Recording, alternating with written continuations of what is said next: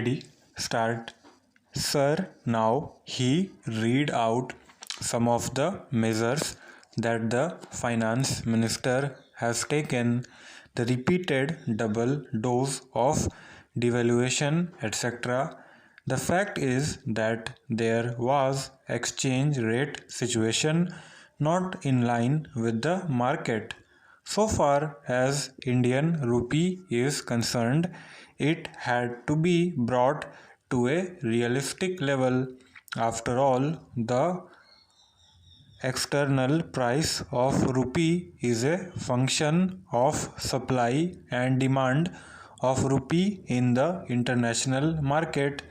By artificially pegging it high, you are creating problems for yourself. It does not solve the problem. Of course, under the floating exchange rate situation, the price gets adjusted parity, but it needed realignment substantially, and what you call double dose.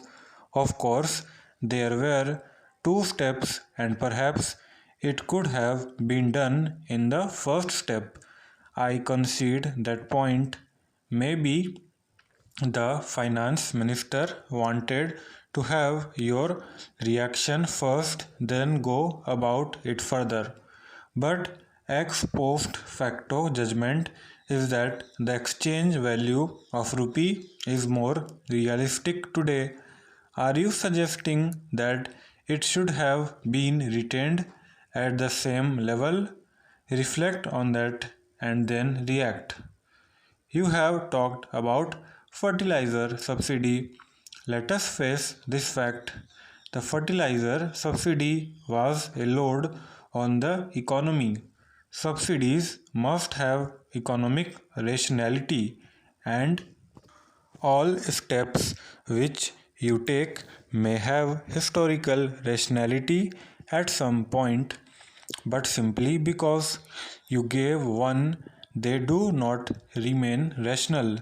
They became irrelevant, and the fertilizer subsidy is a good case where initially it was needed. It served its purpose. It has delivered, among other things, a kind of vibrant rural economy in the Green Revolution area. But let us go deep into that.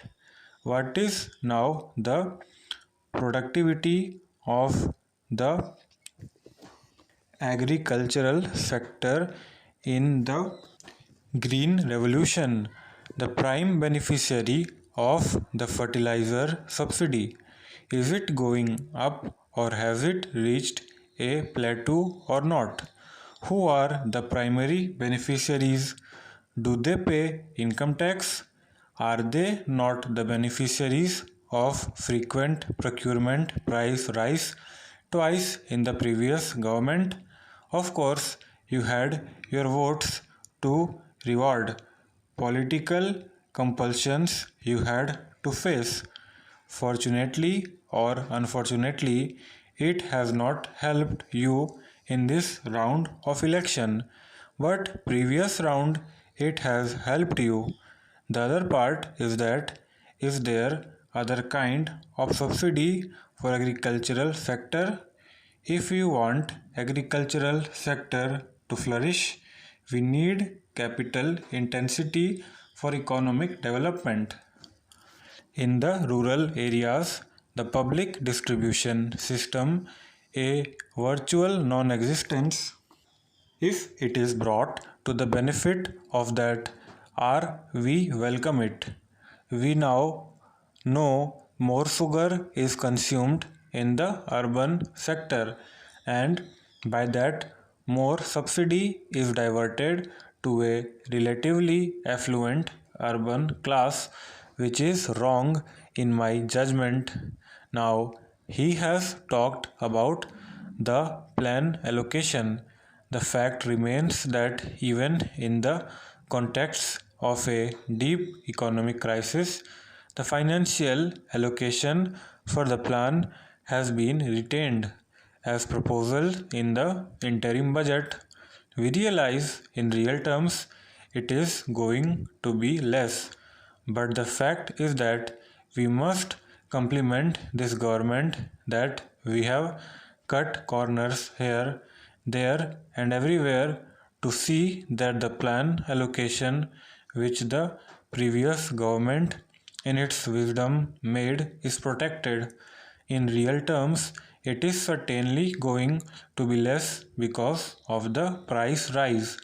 But you must give compliments to the government that despite the fiscal crisis and all other problems, despite the fact that our own planning program is still on the design board, because we have announced that the 8th plan is to begin from the 1st of April 1992, because two of you have delivered a 2-year plan holiday to this country. The very fact that we have allowed that much to be retained will protect the growth impulses. But more important, within the plan allocation, priority has been given to the rural sector and to the agricultural sector. You talked about employment. You promised milk and honey. How many jobs you created, I leave it to your wisdom. We have promised in the rest of this financial year 900 million man-days of jobs to be created, more in the rural sector and the agricultural sector, and that is why the plan allocation is tilted in favor of the rural sector and the agricultural sector. That was one of your election promises.